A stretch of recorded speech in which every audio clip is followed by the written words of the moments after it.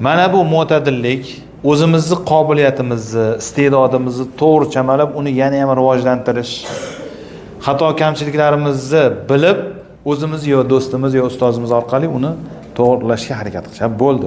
Men shuni to'g'rilayman. Tuzalishning birinchi bosqichi o'zingizni xatoyingizni anglash bo'ladi. Tan olmadingizmi, hech qachon tuzalmaysiz. Tan olmadingizmi, hech qachon tuzalmaysiz. O'zingiz ham, birov ham. Shuni yaxshilab bilib olinglar. Mana bir odam shamollab piqillab yotdi. "Voy, sen shamollagansan."